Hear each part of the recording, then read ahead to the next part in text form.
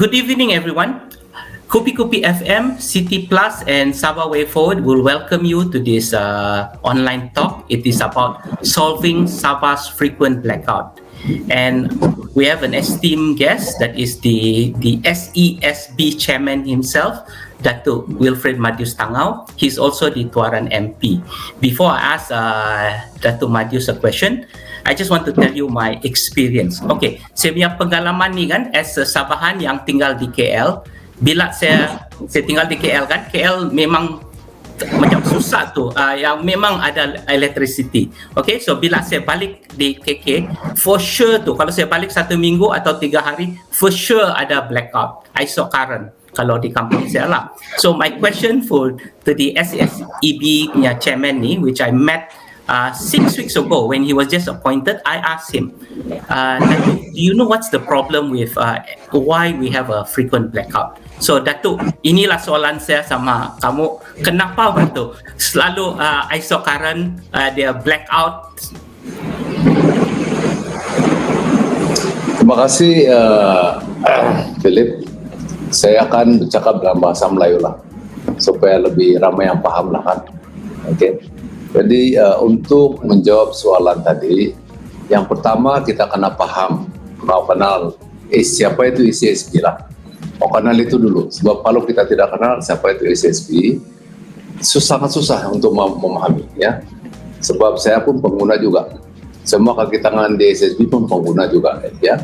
Dan kalau kena blackout, semua pun kena blackout juga. Okay. Pertamanya SESB ini adalah sebuah syarikat government link company ataupun syarikat berkaitan dengan kerajaan. Dan syarikat ini dimiliki oleh 2 pemegang saham utama. 80% daripada saham dia dimiliki oleh Tenaga Nasional Berhad TNB dan 18% dimiliki oleh Kerajaan Sabah. Okay. Untuk memahami lebih jelas lagi, Sabah Electricity Sendirian Berhad ini, ini saya mau sebut ya, Sendirian Berhad, okay? Telah diswastakan lebih kurang 25 tahun yang lalu, 1998. Pada ketika itu kita adalah Sabah Electricity Board, Lembaga Elektrik Sabah LLS, okay? Jadi setelah diswastakan, SESB ini adalah sebuah perniagaan lah, kita berniaga. Jadi syarikat ini adalah sebuah syarikat yang berniaga. Apa perniagaan kita? Perniagaan kita ialah membakar listrik, membakar karan lah. Itu perniagaan kita. Okay. Cabaran utama kita ialah kita sebagai sebuah syarikat pembakar karan, kita ini ada monopoli, tidak ada yang bersaing dengan kita. Kita diregulate oleh kerajaan melalui Suruhanjaya Tenaga. Bukan semua yang kita mau buat itu dia luluskan. Kita mesti mendapat kelulusan daripada dia. Termasuk untung pun dia akan regulate juga. Okay. Termasuk dari segi keuangan. Okay. Jadi itu dari segi setup dia lah. Siapa itu SESB? Perlu saya jelaskan ini sebab ada orang juga yang menulis surat kepada SESB memohon tiang listrik memasang di kawasan dia. Jadi itu tidak sebahagian daripada kita punya mandat lah. Itu bukan kita punya perniagaan lah. Kita ini berniaga membakar karan saja. Kita bukan membakar listrik. Kita bukan membakar tiang listrik dan sebagainya. Oke. Dari segi perniagaan dia ya, dari segi perniagaan dia, tarif ataupun jualan kami kepada pengguna dari segi karan itu, satu unit karan secara purata dia adalah 34.5 sen. Okay. Secara purata dari segi listrik itu hanya 20% yang kita sendiri menjana. 80% lagi kita beli dari orang lain. Kita panggil orang lain ini Independent Power Producer ataupun IPP lah. Dengan harga purata 43 sen. Jadi kita beli karan 43 sen, kita jual 34.5 sen. Jadi siapa berniaga begitu? Kita berniaga Kita beli 43 sen, beli 43 sen, jual 34 sen. Rugi lebih kurang 10 sen. Jadi yang 10 sen ini kenapa masih lagi berniaga? Kenapa tidak bankrupt? Sebab kerajaan persekutuan dia bagi subsidi. Jadi dia bagi tarif subsidi lah.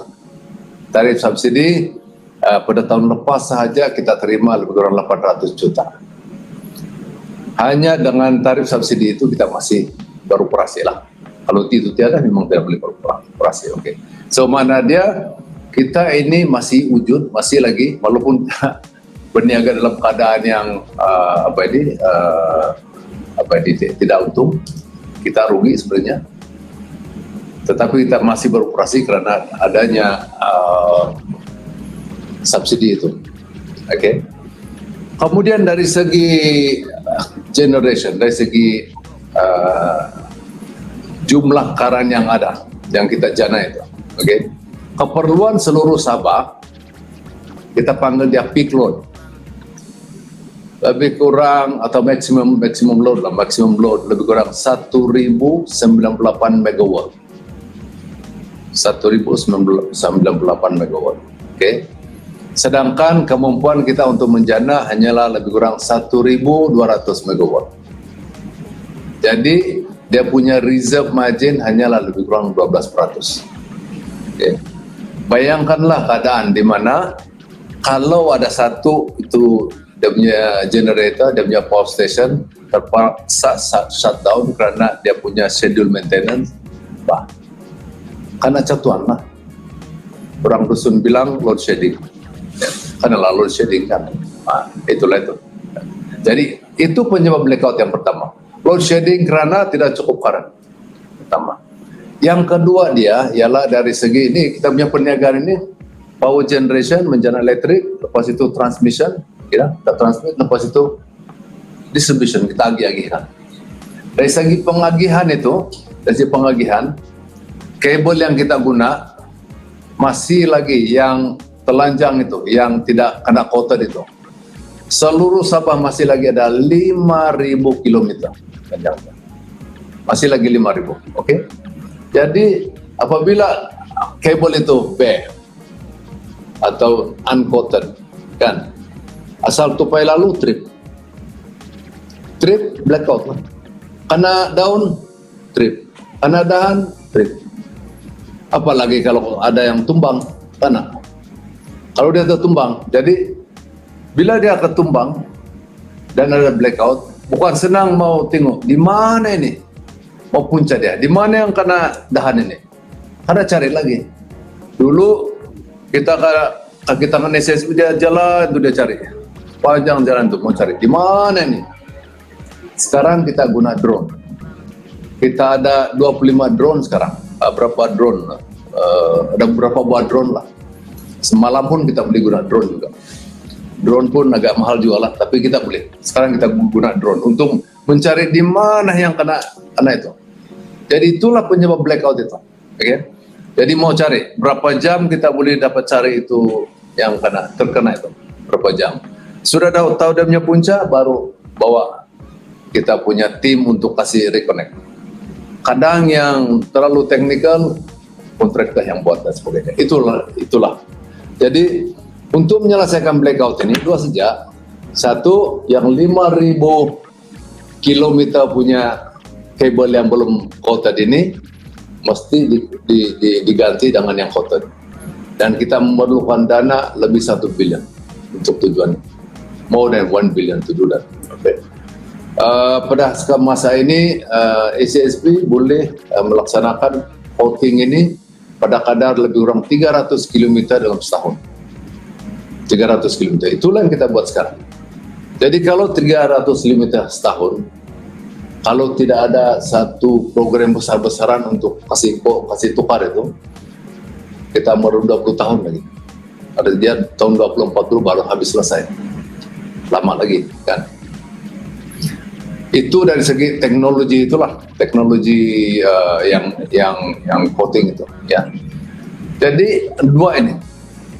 Apabila kita lihat dua perkara ini, distribution dengan generation, ya. Satu, dia perlu, dua-dua pun perlu duit. Dari segi generation dia, SSB sendiri sekarang yang 20% itu pun diesel. Ada satu lagi penyebab ketiga, yaitu tempat yang masih lagi off grid, tidak masuk dalam grid. Contoh daerah Ranau. Daerah Ranau itu dia guna gensetnya sendiri, dia bukan dalam grid. Lepas itu Telupin. Jadi itu sebab kalau di Ranau dan di Telupin dia punya SAIDI lebih 500. Di SAIDI itu adalah gangguan purata bagi satu orang setahun. Ya, jadi sebagai perbandingan, kalau di Kuala Lumpur tempat si Philip ini, dia punya SAIDI di sana memang kurang dari 50 lah, kurang dari 50. Okay. Di Sabah kalau yang kurang daripada 50 KKIP saja. Yang di KK ini pun memang 100 lebih. Jadi purata untuk seluruh Sabah 298 lebih kurang begitu. Jadi Sabah 298, Philip 298 menit. Ya, okay. Berbanding dengan Kuala Lumpur punya 50 menit. Oke. Okay. Purata satu orang gangguan 1 tahun. Oke, okay, begitu. Jadi memang jauhlah perbezaan, tapi pada ketika tahun 2010, masih ingat kah? 2010, 2012 kah? Menteri dulu, kawan saya Tan Sri Peter Chin, dia datang Sabah, dia cakap kalau tidak kasih turun itu SAIDI, dia will resign. At that time it was 700. So now we have brought it down to 298. Ada dia punya penurunan lah, tapi it's very very tough as I said, ya. Kalau dia punya kabel itu masih lagi tidak di pautan, tidak selesai itu, selagi itu dia. Jadi bagi SSB macam mana kita menangani ini? Kita menangani ini melalui kita punya K-line lah. Mana dia aduan? Pertama ada aduan melalui K-line, ya. Dan setelah dapat itu aduan, dia akan maklumkan kepada di daerah atau di zone, dan baru tindakan diambil lah. Jadi aduan pertama blackout. Yang kedua, kalau boleh lah kita minta juga penduduk supaya nyatakan apa punca dia. Kalau orang terjumpa pokok yang sudah tumbang, senanglah, selesai. Tapi kalau tidak terjumpa, itulah yang kita terpaksa turun dan kita gunakan drone. So itulah penyebab dia, Philip. Kenapa bila kau balik di Sabah terkena, ya. Dan bila kita tengok yang paling frequent itu, dia ikut pendudukan. Jadi memanglah di kawasan Kota Kinabalu, sebab di sini penduduk ramai. Ya. Oke. Thanks Datuk. Saya tidak tahu pula yang kita punya wire di KK ini telanjang pula. Pasti ada. Jadi keutamaan kita untuk meningkatkan. Masih pakai baju kan? Ya, masih pakai baju. Tapi keutamaan kita ialah di tempat-tempat di mana ada plantation seperti oil palm. Sebab di sana kita letak di atas pun salah juga, sebab pokok akan tumbuh kena juga. Atau di bawah pun kena juga. Jadi itu yang keutamaan kita kasih quote sekarang. Dan itu pun panjang tuh, Philip. Okay, thanks Datuk. Now kita tahu sikit lebih kurang lah apa dia punya masalah. Nancy Lai dari Borneo Post, dia ada soalan untuk Datuk. She can't make it in person, tapi dia ada soalan tu. James boleh tunjuk tu soalan dia. Mana soalan sih? Nina ni, I just read out for you lah. Okay. Go ahead. Okay, what are some potential solution or preventive measure to reduce the frequency of power outage? Apa dia punya solution lah, dan bagaimana nak to stop it lah kan, prevent frequent outages. I just read her other 3 questions lah. So satu lebih kurang sama dia punya question. Okay. James, yang the other questions. Then the other one is, are there any infrastructure improvement or upgrade plan to address recurring issues? And then the last one, how can residents and businesses prepare better for future power outage? One of my friend Ray, dia dari Tuaran kan, dia bikin dia punya solar sendiri. So Datuk, these are the 3 questions dari Borneo Post. Okay, so yang pertama dia preventive. Macam saya katakan tadi, it's a long term. Kita kena selesaikan masalah unquoted itulah. Itu satu. Dan yang kedua lagi kita mau tingkatkan kita punya reserve margin. Reserve margin kita sekarang seperti mana yang saya katakan tadi di bawah 12%. Jadi untuk selamat supaya kita ini secure lah, mesti atas 30%. Jadi usaha kita sekarang kita mau tingkatkan kita punya keupayaan untuk menjana elektrik lah, yang itu. Selain daripada itu, kita mau tingkatkan kerjasama di antara penduduk dengan SSB. Okay. Contohnya, we can reduce the time, masa untuk reconnect, untuk selesaikan itu blackout dengan cara yang saya katakan tadi. Satu, beri aduan. Setelah aduan, tolong juga di kampung itu di mana tempat kalau ternampak di mana dia terputus bekalan karena kayu tumbang dan sebagainya, itu putus begitu, jadi makluman dan kita boleh. Sebenarnya Philip, yang di KK itu lain sedikit. I have to di KK ini bukan saja ini yang blackout di sini karena kegiatan pembangunan. Ya. Kabel kita di bawah tanah, kontraktor banyak, dia korek sana, tekanan kita orang punya kabel. Bila tekanan kabel itulah, jadi dia masa untuk menyelesaikan, untuk sambung balik. Jadi di KK ini penduduk ramai, tapi aktiviti pembangunan juga ramai, banyak. Korek sini, korek sana, atau korek kejamnya kabel tekanan. Itulah yang berlaku di Kota Kinabalu.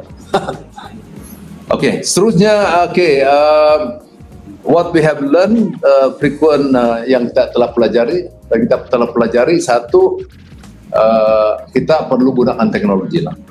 Jadi ini yang kita perlu tingkatkan lah. Kalau kita dapat tingkatkan teknologi dari segi itu, yalah. Kenapa kalau kita pergi Putrajaya, Philip, tidak nampak ada kabel kan? Di atas tidak ada. Semua pun optik kabel di bawah tanah. Begitulah.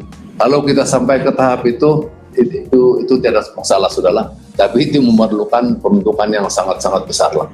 Ya, tetapi itu adalah bila kita lihat ke hadapan, itulah di antara perkara yang perlu dibuat lah.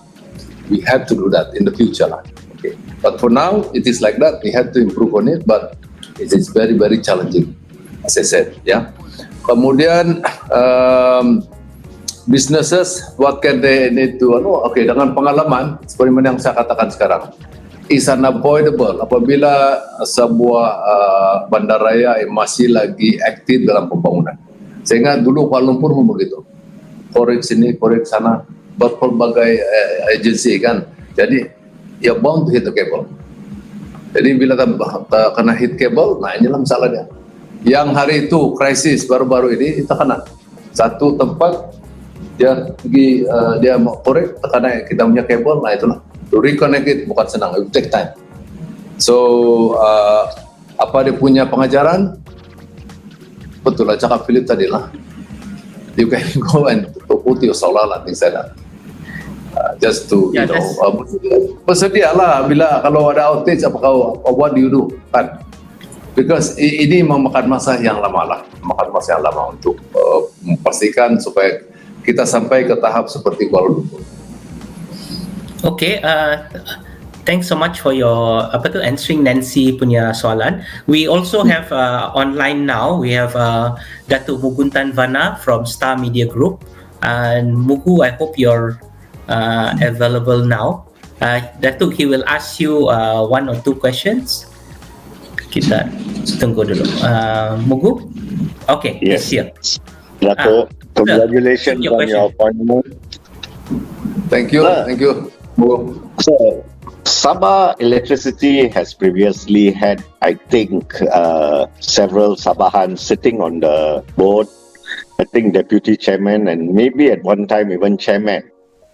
So over the years, I'm just wondering how much executive powers do a chairman of Sabah Electricity, like in your position, can do to push for these changes that we are looking for now.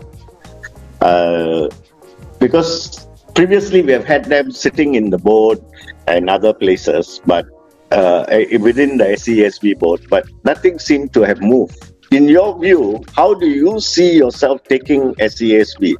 Is your powers strong enough, executive powers, that can give you that oomph to carry out what you are talking about?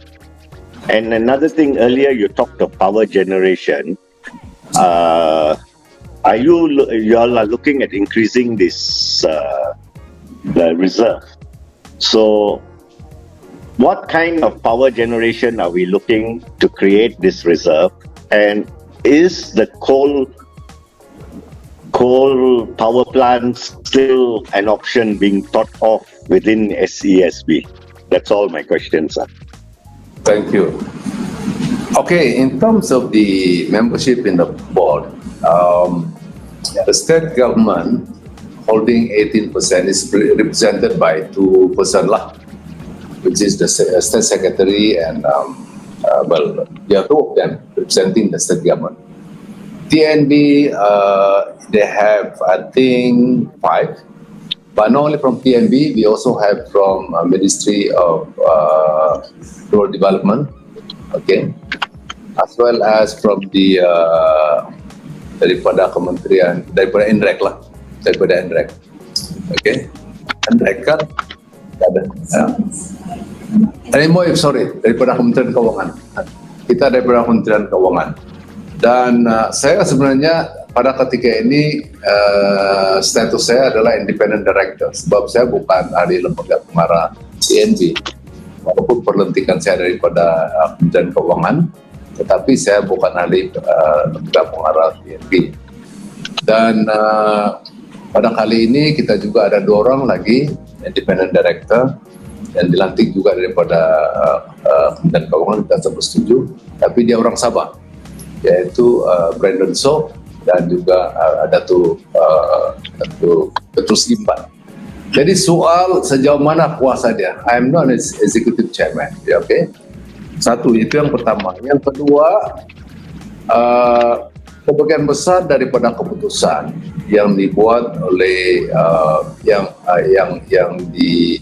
dibuat ataupun dilaksanakan di SESB tidak semesti daripada boardroom, ya. Keputusan dibuat oleh shareholder. Saya mengambil contoh dari segi power generation. Kita masih ingat lagi 300 megawatt arang batu daripada, do you remember that, Mugu? Yes, yes. The decision to stop or to cancel that power station was not done by the board of directors. It was done by the shareholder. In this case, it's the state government. Yeah. So yeah, you're right. What we can do is rather limited. But what we can do is to make sure that we can work well with the state government. I mean, with the shareholders. In this case, perhaps what we need is to adhere to policies that are laid in place. Sebagai contoh, di peringkat persekutuan, we have the national energy policy sebagai contoh. Ada dasar tenaga kebangsaan. Okay, jadi kita ikut itu. If you are guided by that policy, I think we will be somewhere. On top of that, you must also remember, kita harus ingat bahwa kita sebagai sebuah syarikat utility, we are regulated. We are regulated by Suruhanjaya. Okay. So bukan semua kita boleh buat. Contoh, kalau kita mau buat power generation dari segi tarif dan sebagainya, semua diluluskan oleh Suruhanjaya Tenaga. Ya, jadi mana dia in the board, I think we are more doing in terms of facilitation lah. But apa yang penting bagi saya ialah dari segi direction dan dari segi dasarnya. Contoh ya, sebagai sebuah utility, kita boleh benchmark dengan Sarawak Energy Berhad. Sarawak Energy Berhad, dia punya, jangan tanya pasal reserve margin lah. Okay. Memang dia menjual elektrik. Elektrik itu sudah menjadi dia punya komoditi lah. Okay, Sarawak. Yang menarik Sarawak ini dari segi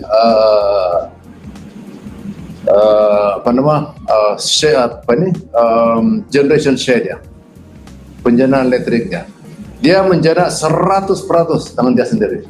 Di Sarawak tidak ada IPP. There is no independent power producer in Sarawak. Okay. So dan dari segi cost penjanaan, dia the lowest in the country. Saya ingat lebih kurang 6 sen saja, 6-7 sen saja per unit. Ya. So banding dengan kita lah kan 43 sen. Dia 6-7 sen begitu. So we can benchmark. Salah satu yang penting bagi SSB masa depan dia dari segi hala tuju dia, kita perlu tingkatkan kita punya generation share lah. Mana dia dari segi penjanaan kita perlu tingkatkan. Sekarang kita ada 20%. Tapi yang 20% ini pun diesel generator di Ranau, which sooner or later is going to be retired because the minute once Ranau is in the grid, we don't need it anymore. Begitu juga di Telupin. Jadi kalau Ranau itu sudah kena retire, dia punya generator di sana itu lebih kurang 14 megawatt, dan di Telupin SSB hanya memiliki maybe less than 5%. Jadi sekurang-kurang dia, kalau TNB ini dia punya share dari segi penjanaan, saya ingat lebih kurang 40%. Bagi Sabah, bagi saya lah, I think it should be at least 50%. Ada orang mengatakan sampai 70%, but I think that should be the direction. We should be looking at that. Supaya kita senang kontrol. Yang sekarang ini, pegawai-pegawai pun terbeban dengan berurusan dengan IPP, sehingga SPP pun merayu berminggu-minggu yang dia mau ada shutdown karena schedule maintenance. Bayangkanlah, you have to deal with that, you know. So kalau tidak ada alternatif lain, nah inilah macam hari itulah boleh jadi berhari-hari jatuhan. Ya. So okay. Other than that, Mugu dari segi coal, kita of course is the cheapest, and it can address our base load. Pegawai-pegawai saya mengatakan bahwa untuk menyelesaikan masalah kita base load ini supaya dia stable, the best is gas combined cycle.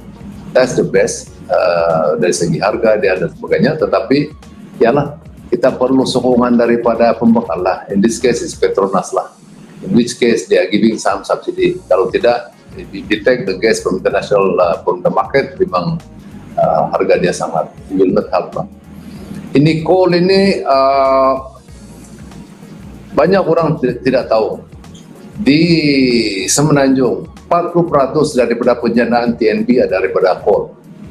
Di Sarawak, walaupun Sarawak ini dengan dia punya hydro, ya, bakun dengan 2.400 megawatt, ada batang air, ada murun, ada balai dan sebagainya, tetapi diorang ada 2 power station menggunakan coal. Ya.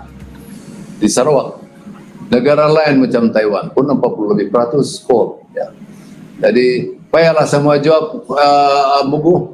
Kalau saya mau jawab, ada lagi melenting. Sebab di Sabah ini terlalu banyak. There are too many people playing romance with the environment lah. Bayangkanlah, just imagine if the coal, 300 megawatt coal last time went through. If it has been here, I can tell you that I think our SID would be maybe less than 200. Okay, you know, kalau itu ada. But now, macam mana? That's 300 megawatt, you know. I mean, it's simple calculation. Now our capacity is 1,200. Kalau kita ada 300, that would have been 1,500. So reserve margin would have been more than 20%. You see? What to do, kan? Then the Liwago Dam. You will remember Liwago Dam. It was 200 megawatt. Itu pun banyak bising sana sini. Then stop. So sekarang ini ada proposal baru lah, harap-harap lah, tidak bertahan lah. Yeah. Okay, thanks Datuk. Mux, your question answered, or ada satu lagi? Okay. Mux, you're muted. You're Okay. muted. Dato, I just want, that means coal remains an option, is it? From your point of view. It is definitely an option. As I said, 40% TNB, 40% of the generation, the energy mix is from coal.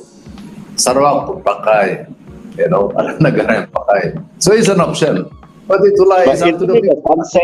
sunset industry? I mean, Well, coal, the use of coal well, worldwide, why are we still thinking of it?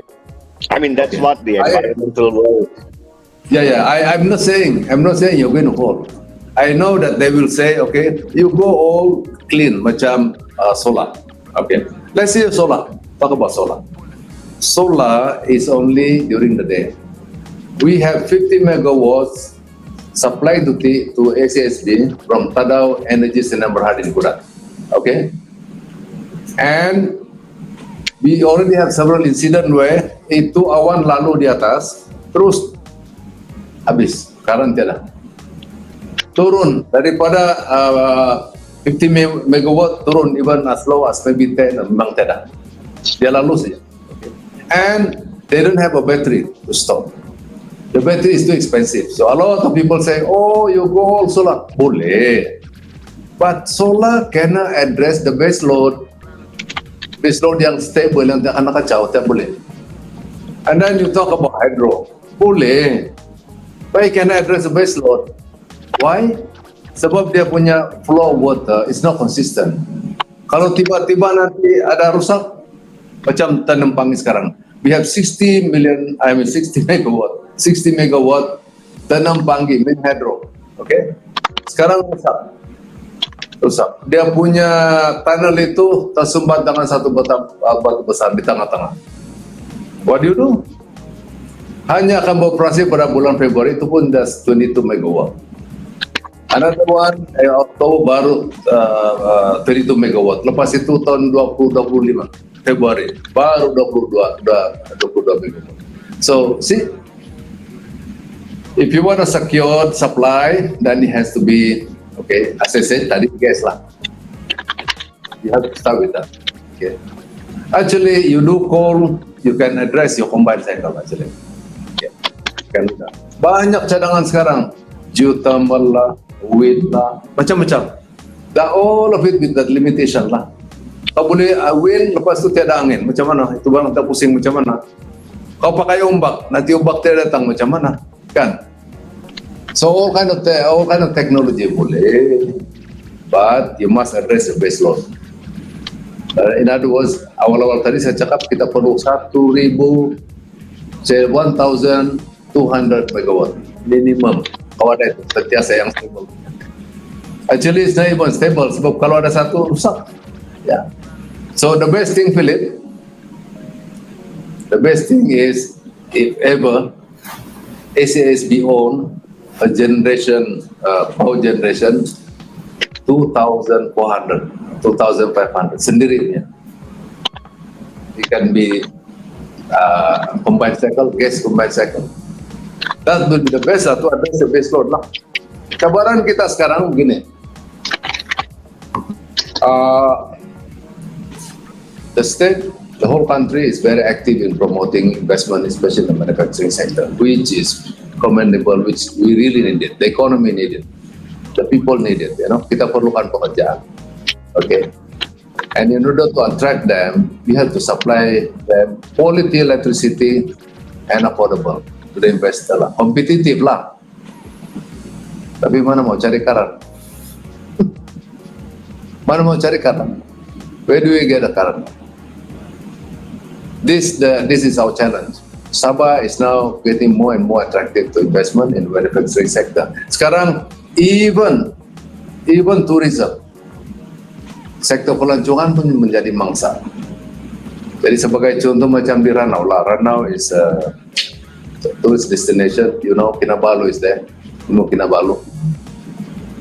Nasib baik itu Kundasang sudah dalam grid. Nasib baik itu Kundasang. Tapi Ranau yang di bawah sana itu, dia bukan dalam grid. So just imagine, Philip, if you are in Ranau, 500 minutes ID.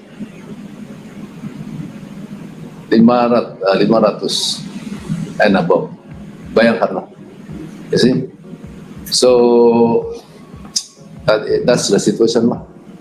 I'm not saying Mugo, but it's an option. It's an option.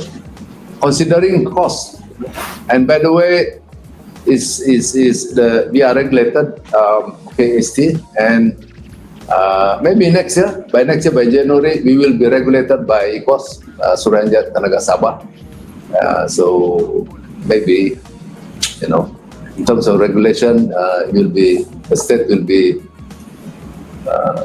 maybe it's easier lah. Okay. Thanks, Datuk. Also, thanks, Mugs, for the questions. Our next journalist is Vu from Asia Times. Vu, boleh tanya sudah soalan? Hello, Datuk. Jangan tanya Mandarin, Mr. Vu. Saya tidak Mandarin.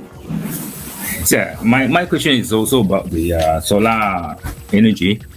I think, Okay. You have mentioned something about the solar energy as one of the option or solution to solve the problem. Yeah. Do you actually do you encourage especially the residential folks to use solar system? Maybe ask all the housing developers to install a solar system as one of the way to solve the problem. Thank you. Okay. That question, Mr. Pu, you should address it to IKOS lah. The other regulator. Okay, because at the end of the day, there will be a question like license and that kind of thing lah. So they are the licensing authority lah. IKOS di Suruhanjaya Tenaga Sabah. Suruhanjaya Tenaga Sabah. Sekarang ini kita masih lagi di bawah Suruhanjaya Tenaga Produk Country, tapi Januari kita akan di bawah Suruhanjaya Tenaga Sabah. So soalan itu ditujukan di sana. Tapi soal do you encourage? Yes, of course. Sebenarnya Mr. Pu, berasaskan kepada dasar tenaga kebangsaan atau National Energy Policy yang telah pun diumumkan oleh Kementerian ENREG tahun 2022 hingga tahun 2040. Negara kita mesti mencapai 31% daripada power generation by 2025. So tenaga surya, solar is part of the renewable energy. So yes, of course we encourage. Tapi kalau di perumahan, I don't think, I'm not sure whether you need a license to do that. But di Semenanjung, Philip, the first chairman of ACSB, Nancy Tajuddin, he told me, in his house, 100% solar. He even have some access and he's selling it to TNB. Ada access there. So in terms of direction, Mr. Bu, yes, I think we should democratize. We should democratize, in my view, this is my personal view, we should democratize energy. Some architect can build the house. Segala dia punya reka bentuk atap dia, dinding dia boleh menjana elektrik, kenapa? Why not? And you don't even have to go to the grid. Maybe a gridless bangunan or in the future. Why not? Okay, Fu, any follow-up question ataupun another question? Datuk, maybe this maybe just for my knowledge or for our knowledge, whether government is imposing any import tax for the solar system. If any, then government should consider to do away the thing, then to just to encourage people to install that system lah. Well, I agree with you. I mean, untuk mencapai 30% renewable energy by 2025, government should give incentive, and that's one of the incentive. I'm not quite sure on that incentive, but yeah, I agree with you. Tax incentive on solar is one of those that I think government should consider. I agree with you. Okay, thanks Vu for your question. Datuk, thanks also for your answer. The next person will be Julia Chan of the Millennial. Julia Chan from Millennial. Boleh tanya soalan sudah? Wah, macam di rumah ni. Yeah, I'm at home. Good afternoon, Dato'. Actually, Yes, my question Julia. it's along the same lines of green energy and renewable sources. I think about 20 years ago when I was in NST and we had SESB fam trip, they were already talking about the same things you were talking about, the low reserve margin and the SADI and everything. It seems like nothing much has changed, but at that time I remember there was something like a 1% renewable energy source. I'm not sure if that has changed over the last 2 decades, but maybe you can enlighten us on whether we are improving on this. They were talking at that time, because oil palm was such a big industry, they were talking about trying to explore biomass fuel sources, but I'm not sure that that is still the case now lah. And what other green energy options we are, since we are heading into the 30% renewable resources. Yeah. So maybe just It has not changed much. It has not changed much. All we have, if there's anything new, Julia, is that we have Tadao Energy Sdn Bhd in Kudat producing 50 megawatt, 50 megawatt, and that's the only thing new. All the rest, Tanam Pangi, and then of course you have Telekosan, that's 24 megawatt, I think. Yeah. So few biomass, but not much. I would say, I mean, it's not quite there, lah, you know, not much of a change, you know. So, but there has been, I think, the government is encouraging to go into large scale solar. I think, if I'm not mistaken, tender has been out and things like that for that purpose, you know, for those who want to go into large scale solar. Yeah. But as I said, solar has its own limitation in terms, especially in addressing our base load. But technology is improving by the day. Sebagai contoh, solar panel dulu to produce one megawatt, you need something like 4 acres of land. I was told the latest technology all you need is something like 2.5 acres pun dapat 1 megawatt sudah. So there have been improvement in the technology lah. Itu sajalah, Julia. So we are slowly moving up. Slowly moving. But you see, I suppose in terms of the awareness, come to business. You heard about the requirements, the needs for big companies like Google, Facebook. They are based in Singapore, so the data center in Singapore, and to energize their data center and all this, it is a must for them to use renewable energy, 100%. They can't use others. So, you know, I think they're actively sourcing it lah. So nearest is Malaysia. So Malaysian businessmen, entrepreneurs can position themselves lah to tap into this lah and sell it to Singapore. Julia, any other questions? I think most were addressed earlier. Okay, thanks Julia for attending the talk. Datuk, the next question will be from Jason Santos. He could not make it. There are 4 questions, tapi I condensed to 3 lah. The questions will be on will be presented here. Jason Santosnya soalan. His first question is, Sabah will take regulatory control of electric and gas supply on January 1st, 2024. So Sabah SEC will take the lead, replacing the Energy Commission. His question is, how prepared is the state to take over this? Do we have enough experts? Okay, second question. The original plan was to take over SESB from TNB. will this ever be materialized? When will it start? And then what does the plan entail? And then is SESB still debt ridden? Last question. What is the state plan for renewable energy? Will the state take part in the lease your roof initiative? Okay, hope Datuk can answer in Malay lah. Okay, so yang pertama berkenaan dengan ECOS lah, sama ada kita ada expertise, jawapan dia iya. Ketua Pegawai Eksekutif Suruhanjaya Tenaga Sabah adalah juga dulu Ketua Pegawai Eksekutif ACSB, Datuk Nasir.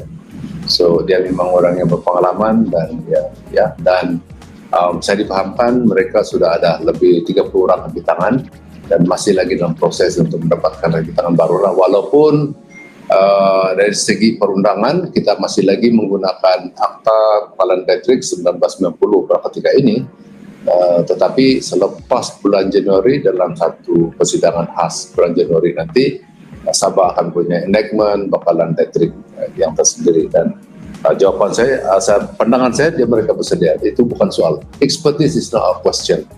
Sebagian besar daripada mereka adalah berasal daripada kaki tangan daripada SSB yang sudah pengalaman puluhan tahun, ya. Kemudian berkenaan dengan soal kerajaan negeri mengambil alih membeli saham-saham TMB daripada saham TMB di SSB, perbincangan ini memang sudah sekian lama antara kerajaan negeri dan juga kerajaan persekutuan. Dan bagi TNB, apa yang telah dinyatakan oleh pengurusi TNB mengatakan bahwa TNB akan selesa untuk menyerahkan SSB ini kepada kerajaan Sabah pada ketika di mana apabila SSB ini dalam keadaan yang sehat dari segi korporat. Dan sehat ini ialah pada ketika di mana SSB ini tidak lagi bergantung kepada persekutuan. Seperti yang saya katakan tadi, kita masih bergantung dengan dari segi subsidi tarif. Kita bergantung subsidi tarif, ya. Berkenaan dengan pinjaman yang telah dibuat oleh SSB ini this is a bit tricky, Philip. Soal utang ini, sebab dia begini, SSB telah meminjam daripada Kementerian Keuangan. Sebenarnya duit itu untuk infra, untuk infra.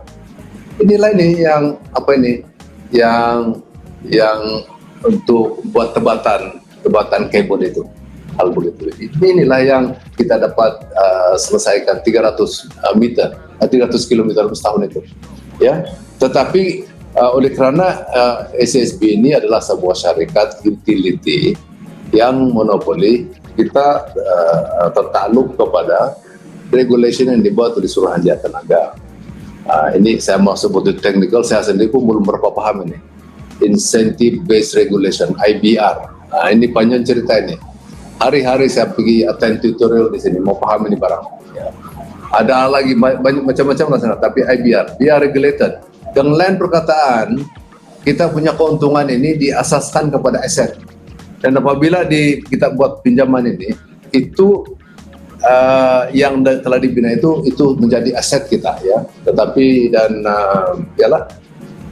tidak perlu saya sebut berapa yang kita telah pinjam itu, ya, daripada kerajaan memang masih ada di sana. Tetapi jauh lebih penting daripada itu ialah dari segi penjanaan itulah, kos penjanaan yang terlalu tinggi, ya. Dan dalam keadaan sekarang ini yang masih frequent blackout, penyelesaian kita adalah diesel genset yang begitu mahal, sangat mahal. Nasib baik ada subsidi tarif daripada pihak kerajaan, ya. So mana dia di sini penyerahan pada kerajaan negeri terpulang. Kalau kerajaan negeri dan perbincangan mereka selesai dengan dari segi keuangan dan sebagainya itu di antara kerajaan negeri dengan persekutuan lah dalam hal inilah. Kemudian apa soalan terakhir dia tuh, Philip? Nah, commuter nih, Philip, saya dengar. Ya, sorry. Okay, tidak muted sudah. James, boleh tunjuk yang soalan terakhir tu, yang renewable energy tu? Aha. Apa pertanyaan dia? Ni. Rancangan? Okey. Tapi, Untuk makluman dari segi renewable energy, kalau di persekutuan kita ada sebuah agensi yang menangani atau membangun, mempromosikan renewable energy, yaitu SEDA, ya, Sustainable Energy Development Authority, SEDA. Okay. Setelah nanti pada bulan Januari, kerajaan Sabah akan sendiri regulate electricity Sabah. Peranan SEDA itu juga diambil oleh IKOSLA, Suruhanjaya Tenaga Sabah. Jadi bukan sahaja dia regulate dari segi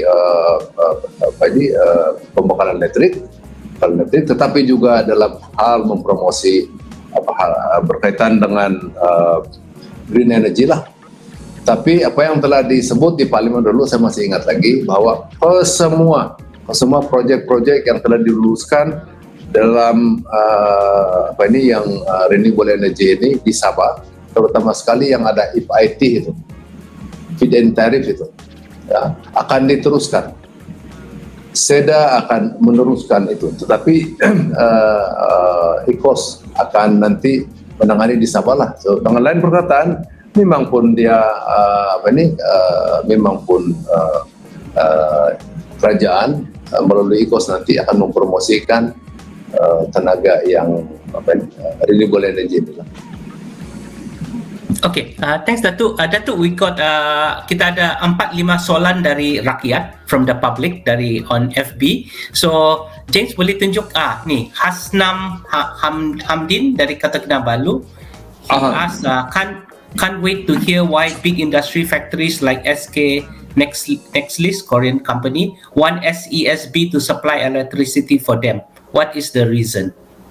Okey, saya ingat senang memfahamlah. SK Nextlist adalah sebuah syarikat yang kedua terbesar di Korea selepas Samsung.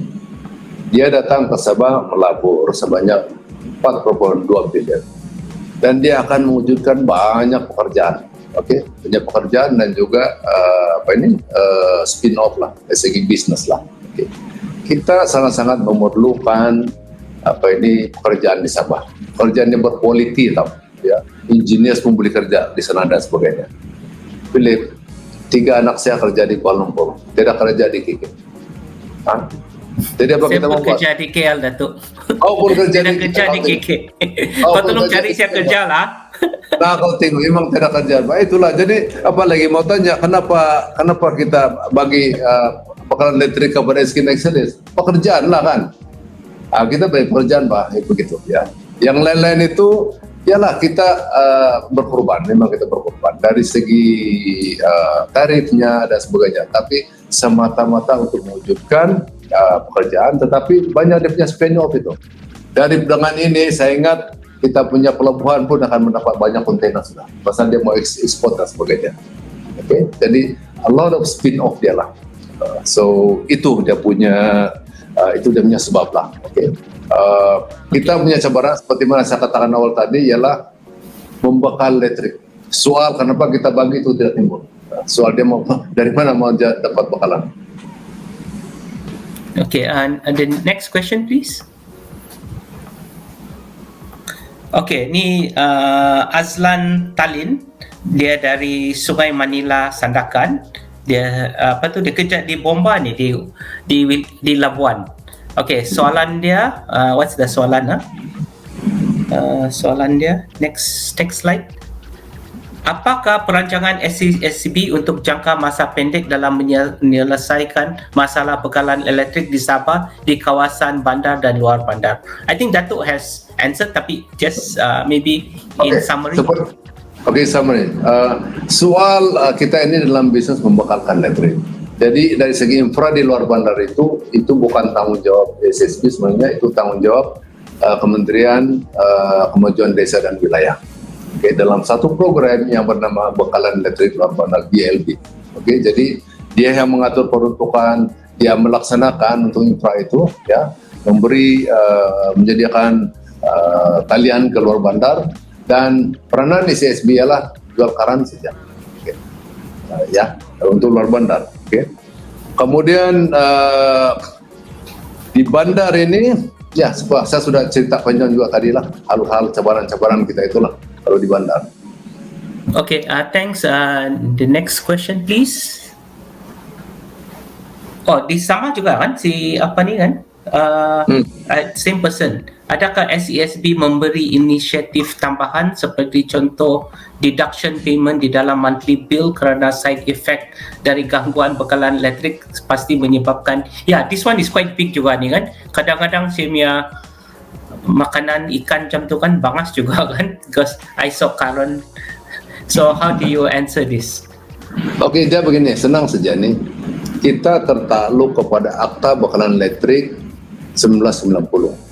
Kita berpandukan di situ penanganan ini. Jadi untuk makluman, kalau ada sesiapa yang memiliki mana-mana peralatan, katakanlah dia komputer kah, TV kah, peti sejuk kah, dia rusak atau tidak berfungsi karena ada blackout, sebagai contoh, langkah pertama yang harus dibuat ialah buat laporan polis. Selepas buat laporan polis, hantarlah tuntutan ke SSB, pejabat SSB yang berdekatan. Kalau dia di daerah Tuaran, hantar di pejabat SSB di Tuaran. Pegawai-pegawai SSB di sana akan masuk dan tengok peralatan itu. Dan kalau dia tengok di sana, didapati ada peralatan di sana yang rusak di dalam.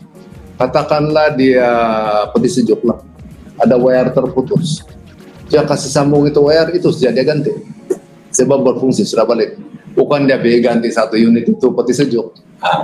Begitu juga komputer, begitu juga itu TV lah. Ganti itu peralatan saja. Ya, begitu. Tapi mesti buat laporan polis, buat tuntutan kepada SSB. Barulah proses pempasan itu, gantian itu dapat dibuat. Ini bergantung pada akta tau. Ini bukan sembarangan kita bertindak ini. Akta Bekalan Elektrik mengatakan ini kamu buat begini. Hak pengguna sekian-sekian, harus ada di sana.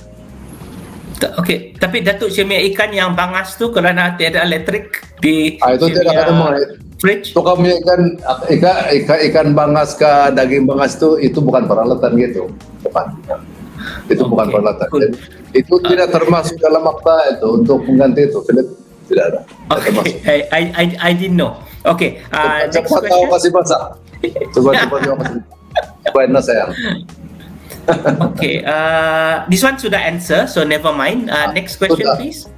Ya. Last question ni kan? Oh no, ada lagi Nora ni. Okay, this is quite good ni. It's about political will ni. How strong is the will of the Sabah government or the federal government to solve this issue once and for all? Yang ni paling penting ni. This is the big complaint about Sabahan ni. Dia sudah, I don't know, since Merdeka and we still have this problem. Okay. Jadi kalau ini panjang nih Philip kalau mau cerita, tapi saya tidak mau cerita panjang lah. Dipindikkan cerita SSB ini, seperti kata Datuk Mugu tadi lah, belum pernah ada pengurusi anak Sabah lah. Ini tempat kita ini beroperasi ini, jabatan ini pertama kali gunakan di pengurusi ini. Sebab dulu pengurusi tinggal di Kuala Lumpur, kan, bukan di sini. Jadi agak unik juga saya punya kedudukan sebagai pengurusi ini, dong. Saya pengurusi, tapi itu pengurusi TNB saya punya timbalan nih. So agak janggal lah, ya, agak janggal. Jadi begini, untuk menyelesaikan masalah ini, pada ketika ini kerajaan negeri dan persekutuan mengambil pelbagai langkah untuk mengatasi soal penjanaan tadi. Pelbagai langkah lah dibuat. Tapi hanya pada ketika ini semua penyelesaian ini berbentuk interim, berbentuk sementara. Dia bukan jangka panjang. Jangka panjang penyelesaiannya kita mesti selesaikan masalah penjanaan tadi. Itulah saya katakan, kita mesti benchmark dengan Sarawak. Kenapa Sarawak masalah dia lebih boleh katakan tidak ada masalah? Sebab penjanaan dia sudah selesai. Penjanaan dia sudah selesai. Reserve margin dia tinggi. And the best part of Sarawak is that penjanaan itu 100% dimiliki oleh Sarawak Energy Board. 100% tau. So senang dia manage, senang dia kontrol dan sebagainya. Banding dengan SSB ini masih less than 20%. So that is the part that we need to look into. Okay. What we need to look into, address the issue of power generation and address the need for the base load. Okay, itu yang so this is supposed to be the biggest challenge for us. Okay, there are various things that is being done, including some which has been planned before. Apopadas, dam, that kind of things, that kind of situation. But as I said, we need to address the base load. Itu yang paling penting. Dan saya pikir yang Mohd Perdana Menteri pun sudah beberapa kali buat pernyataan bahwa kita mesti memecahkan masalah bekalan elektrik ini. And I think itu kita punya harapan moving forward. You are muted, Philip. Okay, sorry. The next question, please. Selesai sudah, Philip. Saya Tidak, sudah. last lagi, satu lagi. One more. Ada Ini lagi? dia ngam-ngam 1 hour nih. James, ada satu lagi kan? Tidak? Oh. Yeah. Okay, Datuk, while we're waiting for that question, I just wanted to ask you this question. So when will we get this zero blackout situation in Sabah? What year? Macam mana saya memberitahu tu, Philip? Sebagai contoh, ini. Kalau kau mau selesaikan yang 5.000 kilometer punya uncoated itu, backcoated itu, ya. Kita memerlukan lebih 1 bilion duit lah, oke? Okay? Kalau kita meneruskan apa yang kita buat sekarang, yaitu 300 dapat menyelesaikan 300 km dalam 1 tahun, kita memerlukan 20 tahun. 20 tahun, 40 baru selesai. Tapi kalau ada kerajaan bagi peruntukan ataupun pinjaman kepada SSB, nah buatlah 1.1 billion, bagi itu duit satu kali, selesai. All the backcoated selesai, itu boleh. The next, penjanaan. Nah, bagaimana kita buat penjanaan? Di sinilah letak dia. Satu lagi dasar yang penting, kalaulah kita dapat bekerjasama dengan katakan Petronas lah, beri keutamaan kepada pemberian gas lah katakanlah untuk menjana elektrik. Gas combined cycle 2,400 megawatt, okay? Gas yang subsidized lah. Then you can address. It will take you how long? The base load. The rest of it, RE, renewable energy yang kita buat dan sebagainya akan menjadi bonus lah, sesuatu yang kita boleh jual. I mean, yalah, kita ini ada gas Pak Philip, tapi yalah, kan antar pibin tu tidak jadi sudah itu, ada pipe sudah rusak tu pipe kan? Kau tahu kan? Yeah, it means dia rusak, so kita boleh ambil balik lah. Tiap payah hantar sudah kan? Rusak itu pipe Pak, jadi itu itu gas tidak boleh pibin dulu sudah rusak Pak. Jadi ada gas. Kalau udah pakai itu gas, penjanaan bolehlah gitu. Janganlah mahal-mahal Pak. Jangan pergi pasaran terbuka Pak. Okay, wait let me ask the last question. Dia tidak kena tulis. Give me Banyak betul Pak soalan kau ni Philip. last sudah nih. Soalan Okay. bonus Pak. Okay. Yes, we're done with the questions. First of all, I would like to thank the media for participating in this online chat with the SESB chairman. I would like to personally thank Datuk Mogutan Vanar, Julia Chan, Vu, Jason Santos, and also Nancy Lai. And I would like to thank the also the Rakyat for asking question. I would like to thank also Kopi Kopi FM, dari Sabah Sarawak Kopi Kopi FM, also City Plus, and also Sabah Way Forward for hosting this chat. It's a very good chat actually. It's a big problem for Sabahan, and we do not know bila ada kesudahan. And I would like to thank so much Dato Sri Wilfred Madius Tangau for his frank, straightforward answers to our perennial problem. On behalf of Kopi Kopi FM and City Plus and Sabah Way Forward, I would like to say good night to everybody, and I hope we had an insight on our current problem. Thank you. Datuk, you want to say last word? Then habis. Jadi saya mengucapkan terima kasih bagi pihak SSB kepada Sabah Way Forward kerana telah berkesempatan ini.